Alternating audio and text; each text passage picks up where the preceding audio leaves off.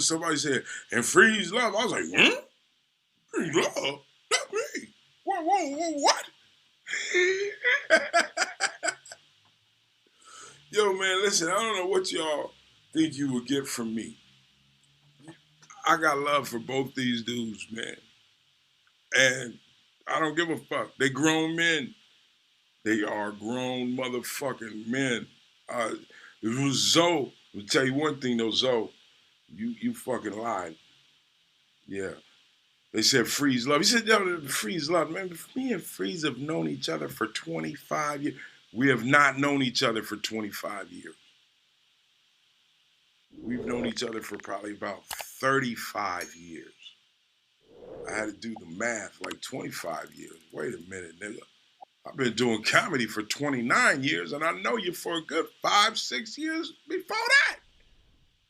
I grew up with Zoe. Now, Corey, I've known my whole, 20-some odd years. I know both these dudes for 20-something odd years. That's a long time. They're men. They're both men. They're both men. Men say shit, do shit all the time. If y'all are worried about these niggas, come on. These motherfuckers can handle themselves. I know that we had some motherfucking hell of a viewers on that motherfucker. They had some views. People, you gotta understand, man. Corey is a comedian, man. Y'all forget Corey's a comedian. Zoe is a author.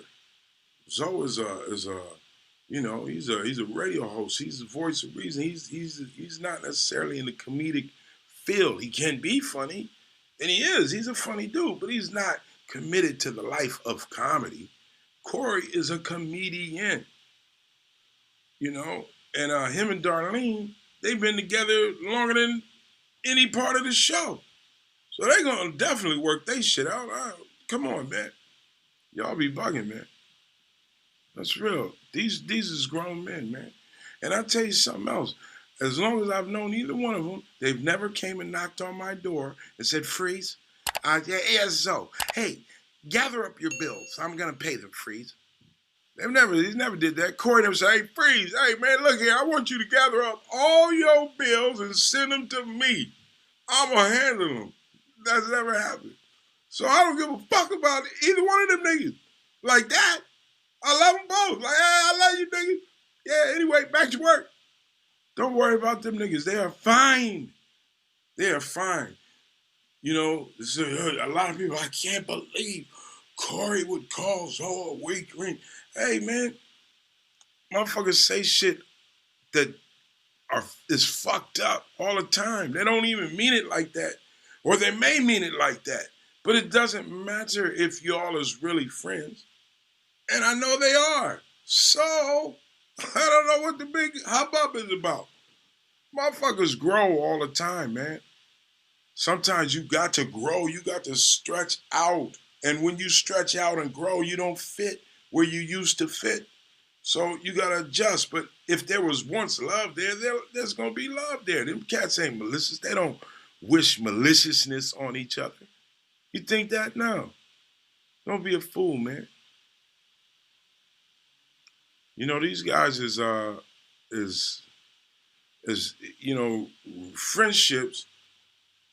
How can you say you're a friend with a motherfucker if you ain't going through something with the motherfucker?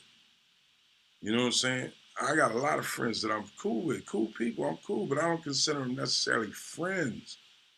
Friends, you go through shit sometimes. And guess what? It works out because it's friendship. I'm not worried about those dudes, either one of them, especially with each other, because they're both smart, man. They're not dummies. They're not, you know what I'm saying? Motherfuckers get out of pocket with each other all the time, though. Homies got to check each other all the time. That's when they say iron sharpens iron, what do you think that means? You think it's just, no, niggas, sometimes it's clack, clack, clack. Sometimes you clash. And if you're really down, ride with it. Because you understand that it's all love. There's no way. You haven't been watching fakeness for years. Nah. So people can't act that long. Motherfuckers go through shit. People grow, man. You know what I'm saying? And comedians, I'm gonna tell you about us, man. Hey, man, it's hard to be around us sometimes. I can only speak for, I can't speak for Corey because he can definitely speak for himself. But I'm gonna speak for me when it comes to shit like that. I unwittingly and unknowingly can hurt people with this motherfucker right here, this mouthpiece. A comedian, this is a professional. I spit my shit, my jokes.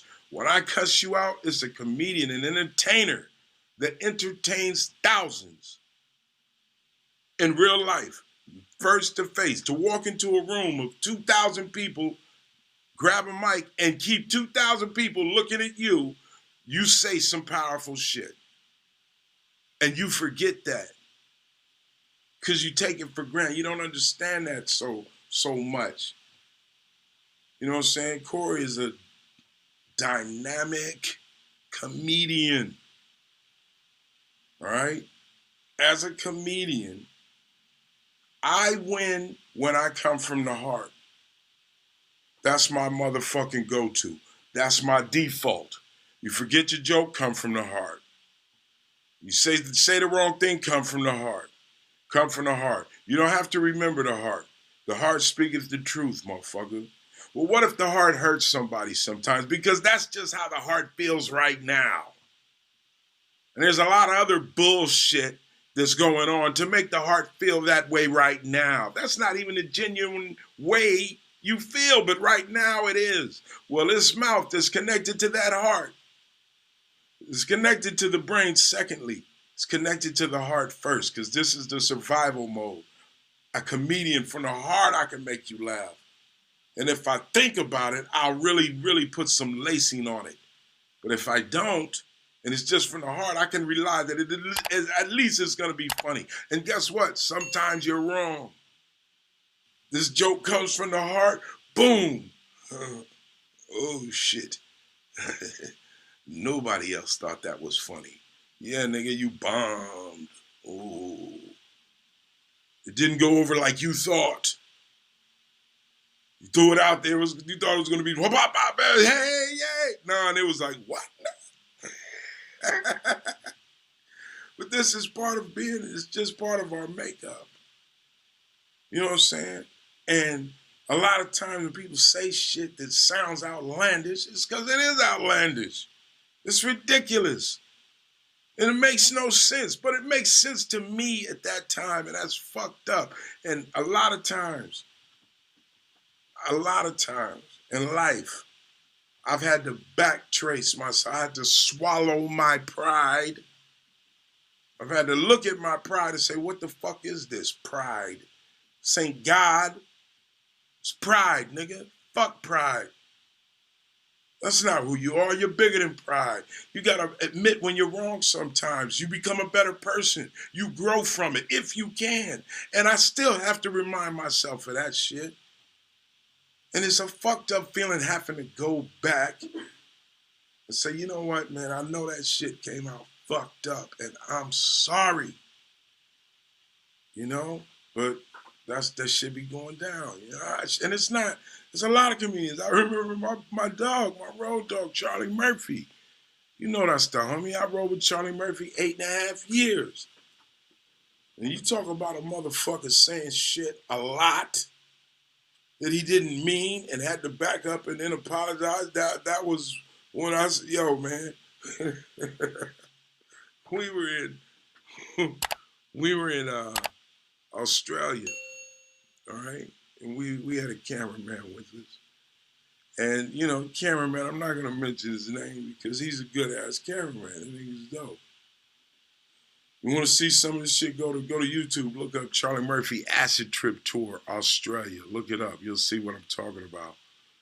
But we was over there, and I remember this cameraman was, you know, he was one of these, you know. Oh, he liked to hit the sauce. He liked to hit the sauce, and and do a few, you know, show up late or not answer the door, whatever the fuck it was, he was fucking up. A little bit. Not a lot, but a little bit.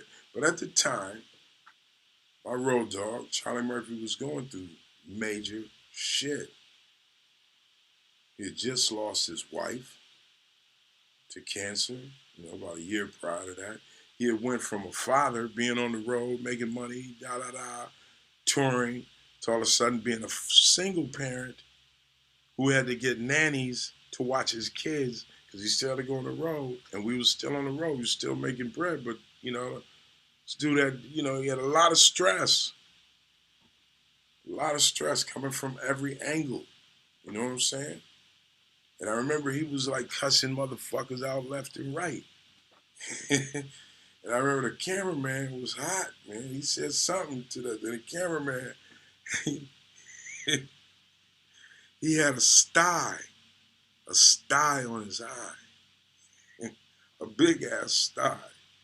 And he came up in the motherfucking room and he said some shit, some slick shit. You know, like Charlie's like, yo, what's up, man? Do we got that footage ready? He was like, hey, man, don't rush me, man. You know, something like that, you know.